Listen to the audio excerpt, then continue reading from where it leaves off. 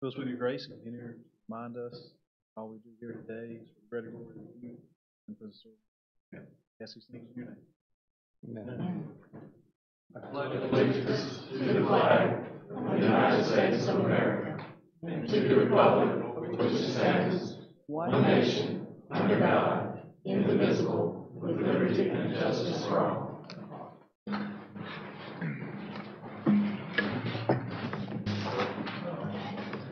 Before we get into the body of our meeting, we have a couple special recognitions.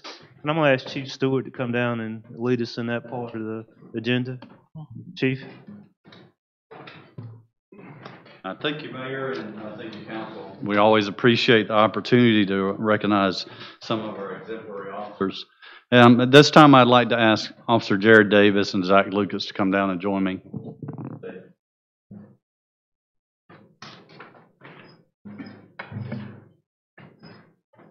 I'm aware that you received the brief in the council agenda on the act that calls these two officers here to receive the Medal of Valor for tonight, but I'd like to read you a script here that was prepared for me by Corporal Jonathan Dickerson. It tells a little bit more, and I think to share their whole story more than just what you received in the brief. On November 27, 2018, while on patrol, Officer Jared Davis noticed a large amount of smoke coming from the area of Friendship Court Apartments about 1:45 in the afternoon. Davis made his way to Friendship Court Apartments and observed a large group of people gathering around Building 8. Davis observed that the apartment had a large amount of fire and smoke coming from the downstairs unit. He called into dispatch via his police radio, giving the detailed information to the fire department. Several bystanders were at this apartment at that time and stated there were still people in the building. Davis ran toward the stairwell of the building and noticed several people on the top level in the stairwell. Davis advised him to come down and get out of the building. He stood in the doorway while three people exited the stairwell and heard one of the bystanders advise there were still people in the building. Davis yelled that all he could at that time to get anyone to answer. He kicked the lower part of the door of the first floor unit the fire was coming from and noticed what appeared to be trash in the entrance and remembered that unit was vacant. Davis attempted to make entry into the apartment to make sure no one was in the apartment, but was unable to do so due to the heat and smoke coming from the apartment. He made his way to the top floor of the apartment, and it began beating on the door, and a female yelled out. Davis advised she needed to get out of the apartment due to the fire. The female pulled the door open and stated that she had a baby inside. He picked up the baby and told the female she needed to exit the apartment.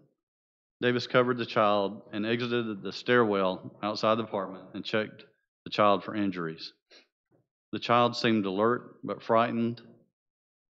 At this time, the female still had not cleared the building that was still upstairs. With no one around to hand the child off to, Davis prepared to place the child close to him and get low under the smoke to see where the female was and entered the stairwell again.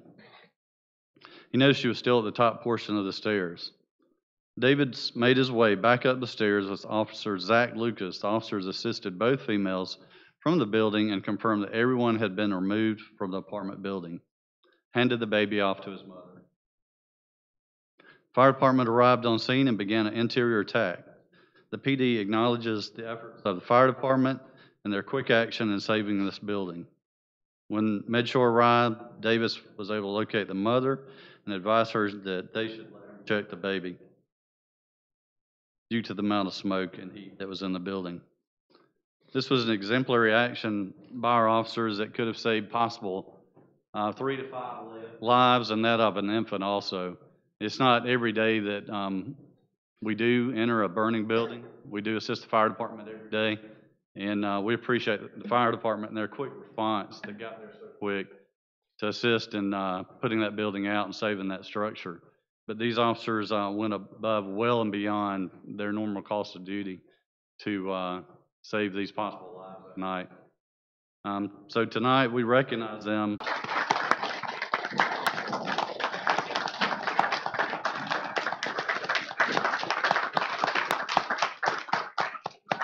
Officer Davis, I believe you have somebody here tonight. If you'd like to introduce them, that's here for you. Yes, I have my girlfriend back there, Kristen. Officer Lucas, you have someone here also. My wife's in the back corner back there, Alexis. We appreciate y'all.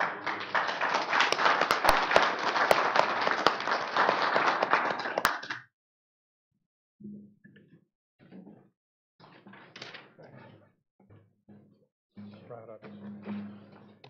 Very proud. Very proud. Thank you.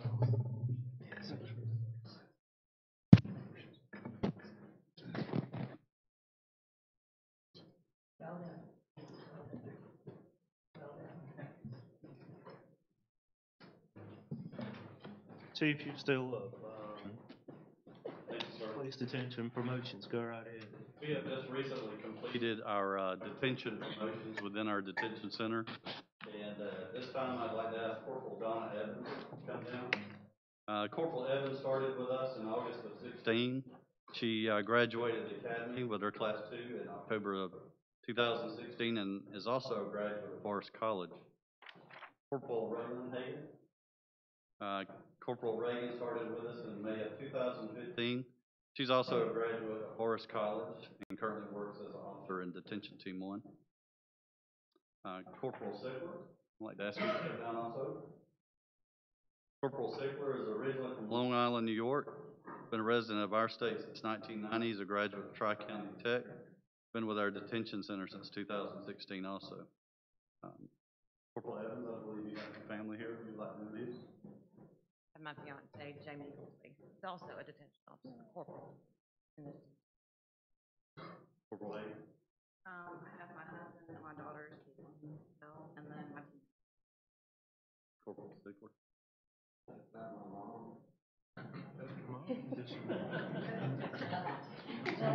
Yes. We welcome y'all for being a part of this. Okay.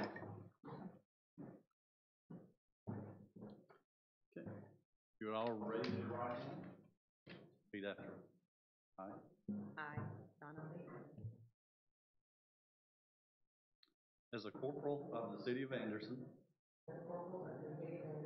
will equally, fairly, and impartially, Fairly and impartially, to the best of my ability and skill, to the best of my ability and skill, exercise the trust reposed in me, exercise the trust reposed in me, and will use my best endeavors, and use my best endeavors, preserve the peace, preserve the peace, and carry into effect, carry into effect, according to law, according to law, the purpose for which I've been elected. the purpose for which I've been elected. So help me God. So help me God. Congratulations.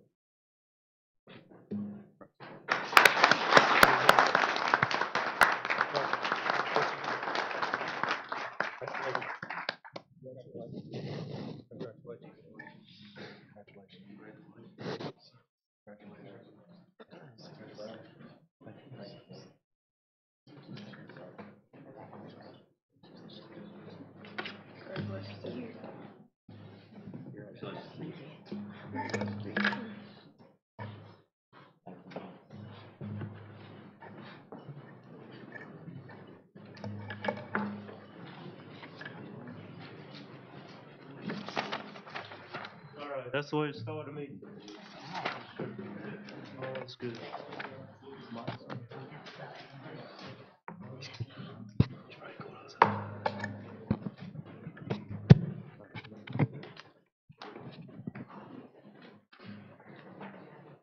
The minutes of the January 14th meeting have been distributed. Are there any corrections or additions to the minutes?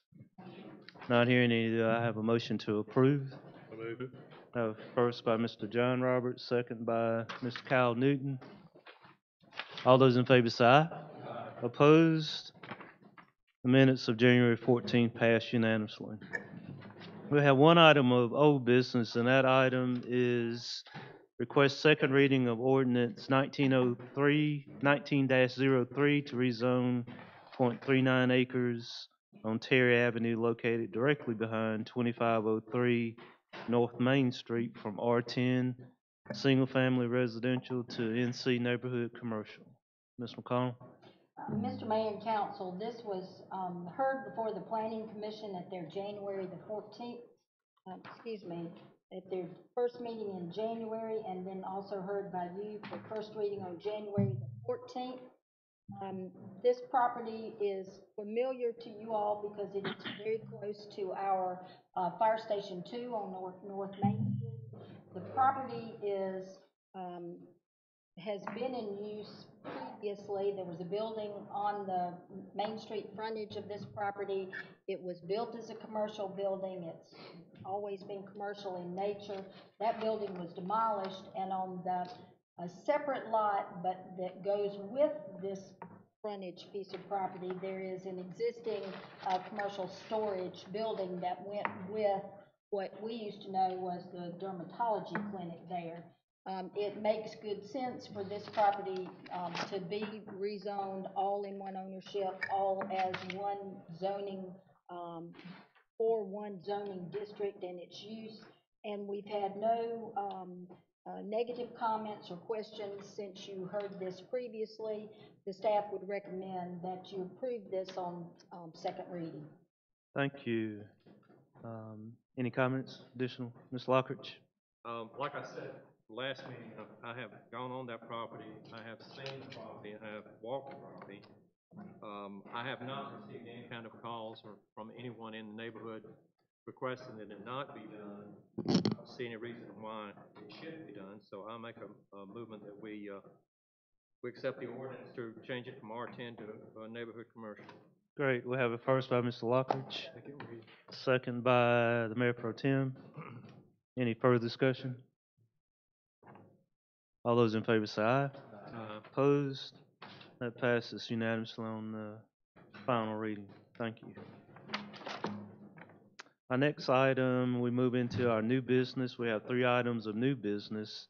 And the first item is request consideration of a resolution to reaffirm the city's commitment toward the prevention and control of accidental loss.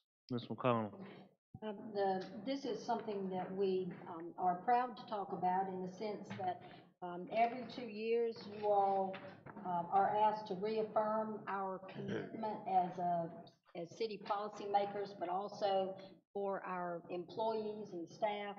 We are reaffirming our commitment to a safety program.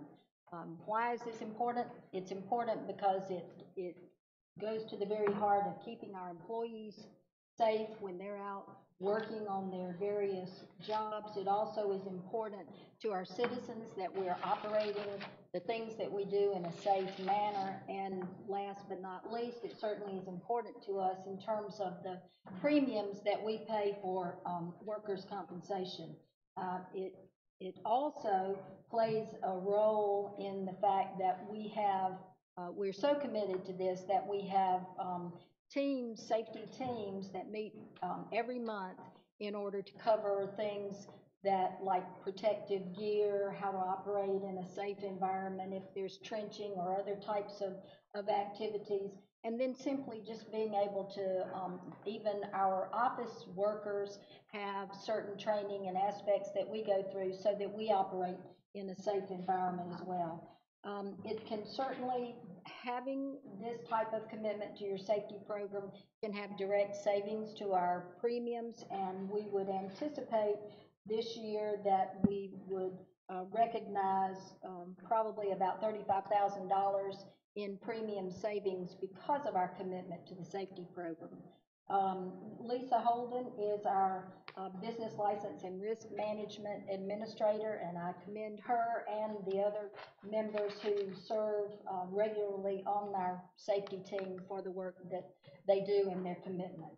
We would certainly recommend that you approve the resolution and we be able to forward that to the Municipal Association. Thank you. Any questions, comments? Mayor, Mr. Harvey? I think anytime that we can certainly operate more safely is a great thing, so I'd make a motion to approve this. First by Mr. Harvin, second by Mr. John Roberts. Any further discussion? I just have one question regarding our insurance. Do we pay a different rate for each department, or is it?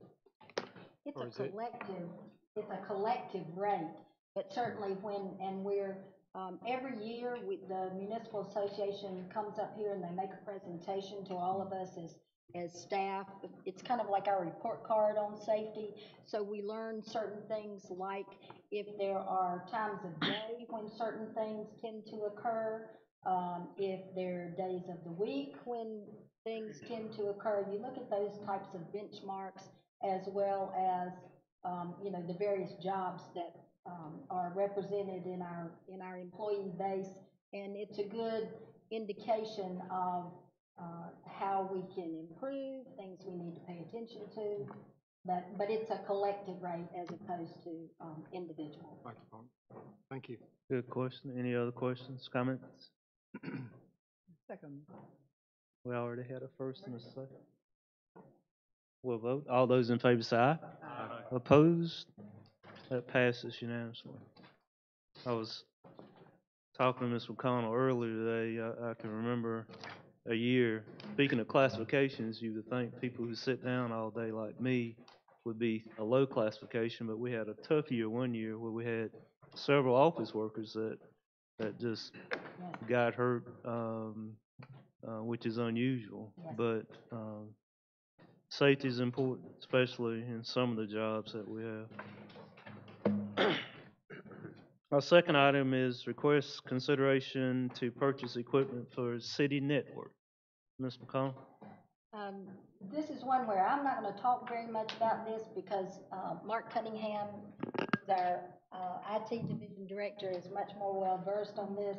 But suffice it to say that what we're asking for tonight is essentially replacing equipment that has reached its end of life, and we'll be replacing it with the same type of equipment. The type of equipment, these are, the way I understand it, these are really our network servers and their storage of data and our ability to even retrieve data. So they're very important to the technology aspects and security aspects of our IT. And with that, Mark? Thank you. Yeah, basically, we're looking to replace two pieces of hardware that reached end of life last July. When a piece of hardware reaches end of life, basically the manufacturer doesn't support it anymore, and you can't buy replacement parts from the manufacturer. So both of these are very critical. First thing we'll talk about is our SAN, which is a storage area network. What we're asking for is a Dell EqualLogic, replacing the same type of equipment that we've been using for the last 5 or 6 years. A SAN is basically a large array of hard drives. It's where all of our servers are stored, all of our data is stored, and all of our backups that we replicate from our off-site backups are stored. So it's basically the brains of our network. We've had to, since it's gone end of life, we've had 4 hard drives fail. We've had to get those off the secondary market. And the last one we had to replace, we had a hard time finding one of these replacement drives. So we're at a point now where we really need to upgrade so we don't have to worry about that any longer.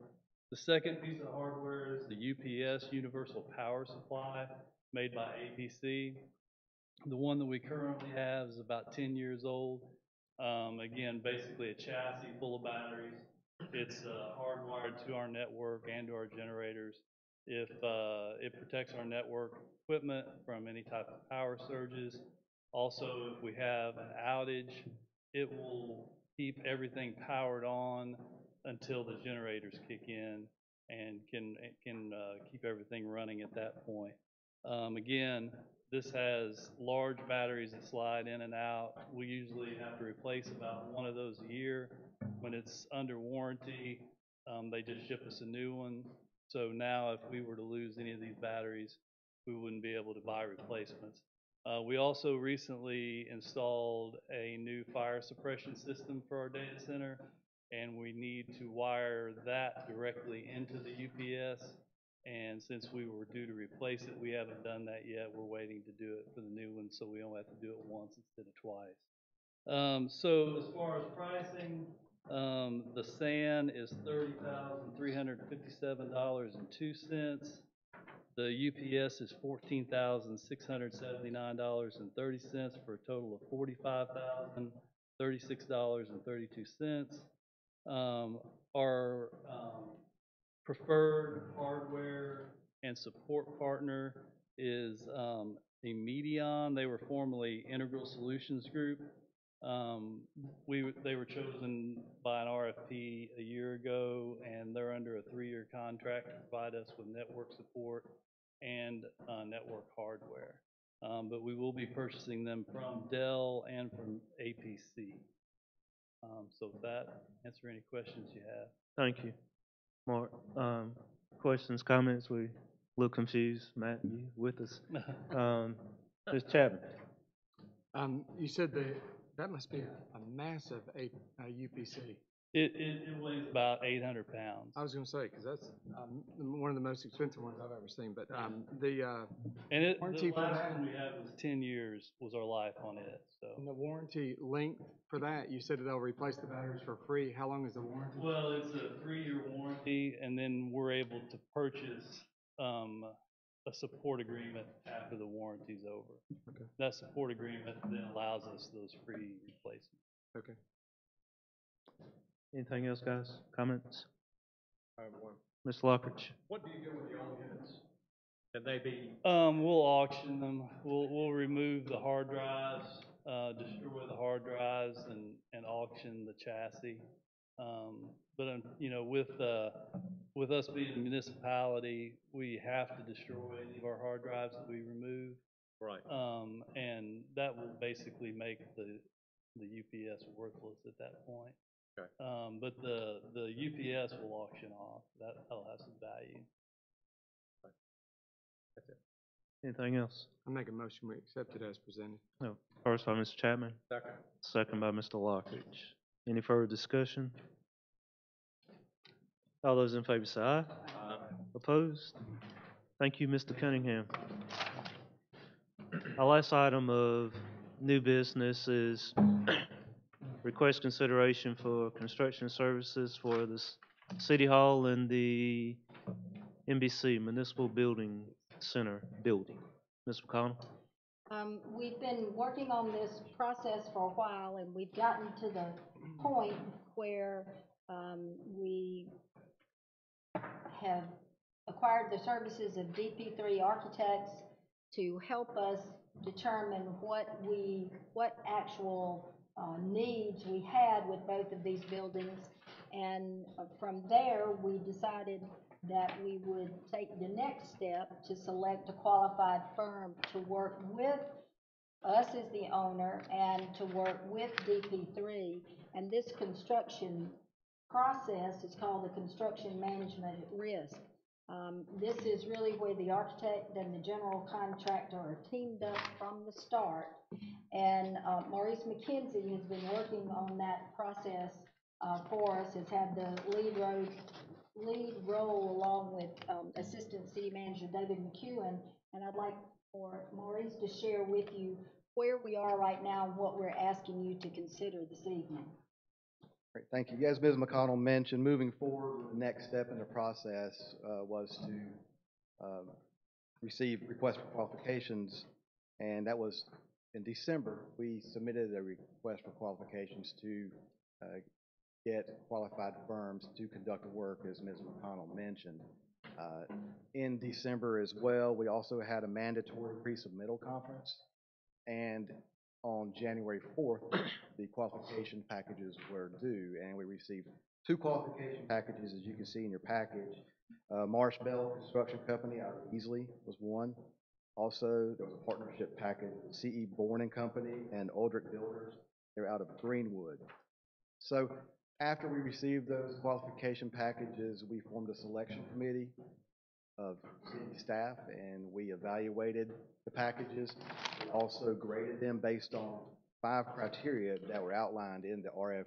Just real quick, those criteria included the firm's understanding of the project to achieve the goal, the relevant experience, them performing CMAR services as it pertains to the scope of the project, their relevant experience of key personnel assigned to the project, their project management quality, safety programs outlined in their packages, and also the location of the firms. And after we evaluated that, graded those, it was determined that C.E. Bourne and Company and Aldrich Builders were ranked the highest. So on January 17th, staff, along with our design team, DP3, called them in to discuss the project in more detail, also to discuss with them the partnership they have proposed. And what this also did, it gave the staff at the city an opportunity to see what the potential working relationship would be between DP3 and them, and for the city for that matter. And after that meeting, we were very confident in the expertise that they presented to us. So with that being said, the staff does recommend approval of the selection of C.E. Bourne and Company and Aldrich Builders to move forward with this project. And if you approve this evening, we will then enter into negotiations with the project and their required services.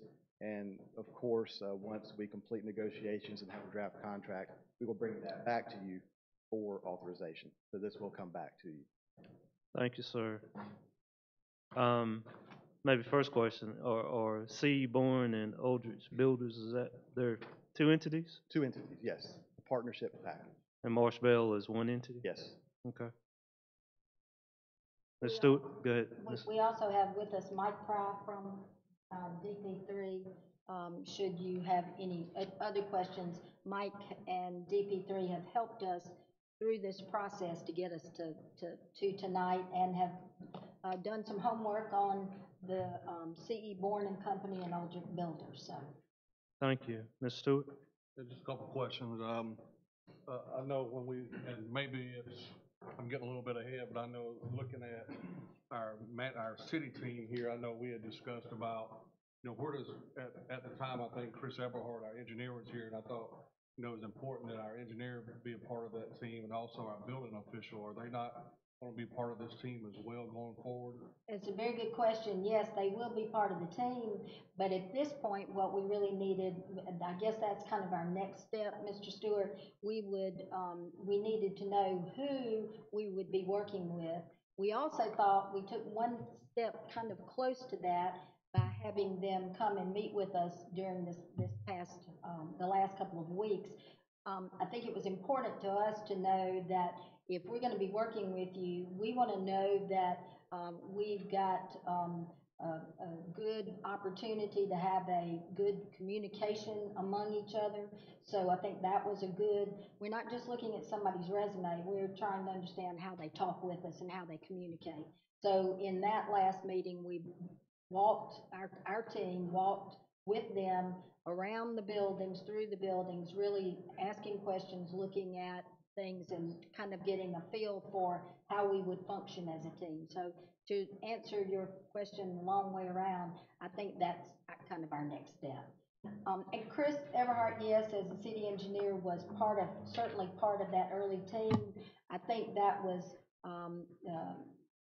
anytime that you have to assign somebody something that made sense because of the things that we were doing at the time, that he was part of that. So we'll make sure that the right people on our team are at the table. The second question I had, I know unlike Marsh Bell being one entity, with C.E. Bourne and Company and Aldrich Builders being two different entities, at the end of the day, who do you write the check to? Yeah, I can answer that question. The contract will actually be with C.E. Bourne, so they'll be the contractor, and they're using the Aldrich as assisting them with the project, but the contract will be with C.E. Bourne. Right, that's right. So the check in itself will go to C.E. Bourne.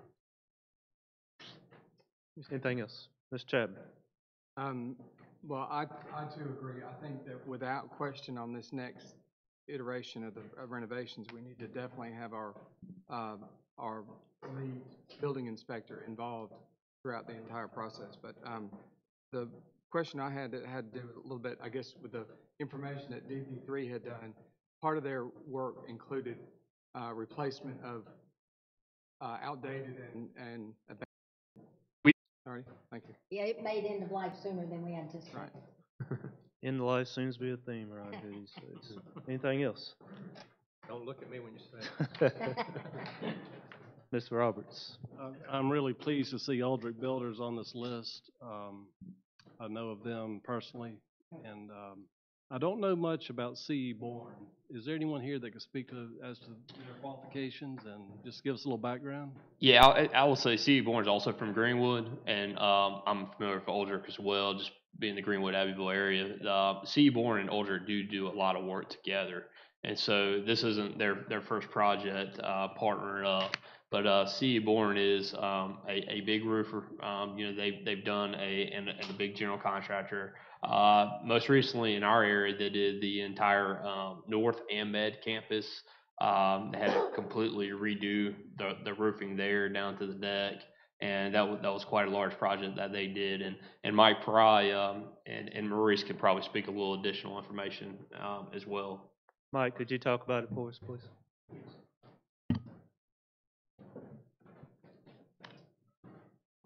Yes, as David indicated, we did follow up on some of their references. Today I heard back from Winthrop University. C.E. Bourne has recently completed 2 historic renovations up there for roofing, and they highly recommended C.E. Bourne for this type of project and any type of roofing system and envelope system.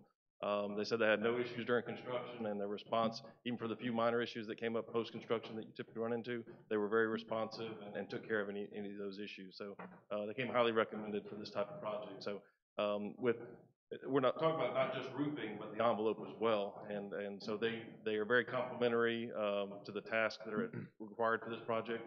The reason they have Aldrich Builders tasked here as well is because we will get into the inside of the building somewhat. So we're cutting into drywall, taking out windows and those kinds of things. C.E. Bourne is not that contractor. They're the roofing, they're the eaves, they're all the envelope of a portion of the building. So they needed that general contractor to handle the inside finishing stuff that we may disturb during the process. But again, they came highly recommended. They're big locally in the area, and they've done a lot of work all over the state, this type of work.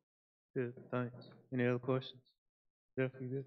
No, I'm good, thank you. All right, so I imagine we'll be circling back again on all of this soon. So thank you.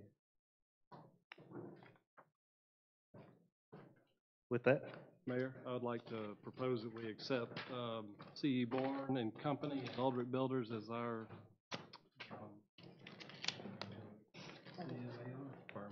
second that. Well, first by Mr. Jeff Roberts, second by the Mayor Pro Tem. Any further discussion? All those in favor say aye. Aye. Opposed? That passes unanimously. Thank you. Administrative briefing, Ms. McCollum. We're nearing the end of the month of January. Tomorrow, we do have on our calendar the Chamber of Commerce annual meeting that will be at the Bleckley Station. And then we will need your RSVP for the Anderson County Municipal Association meeting that is on February the 14th. And that meeting will be in Iowa this time. And that gets you halfway through February. Thank you. We do have another item on our agenda, executive session, but before we do that, Ms. Stewart has spotted the Boy Scouts, troop number 96. So somebody needs to get put on the spot and come down to the mic and represent the troop.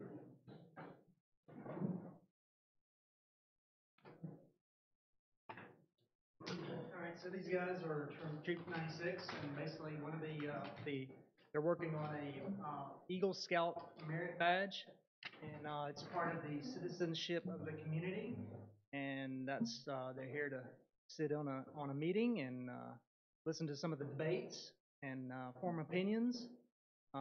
Just basically get some good information. Where does Troop 96 operate out of? We're at what's the record? In the executive session, raise discussion of personnel matters pursuant to section 30-4-7A1. So I would entertain a motion to go into executive session. Before we do that, can I just ask, maybe at the next meeting, I'd like to get an update on how our holiday ice did this year? We'll be glad to do that. If you don't mind. Sure. Thank you. Have a first? Second by Mr. Harbin. All those in favor say aye. Aye. Opposed? We stay in executive session. We're going to stay here. and ask everybody to leave.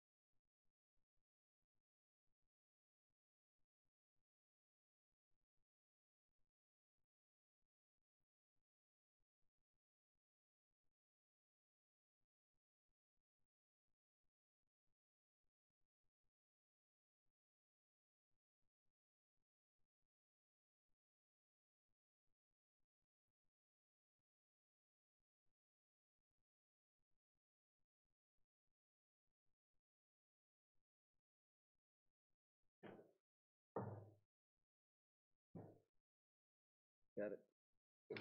I would entertain a motion to come out of executive session. So moved. Have a first by Mr. Locker, second by Mr. Stewart. All those in favor say aye. Opposed? We stand out of executive session. In executive session, we had discussions in regards to a personnel matter, pursuant to the section that applies to that.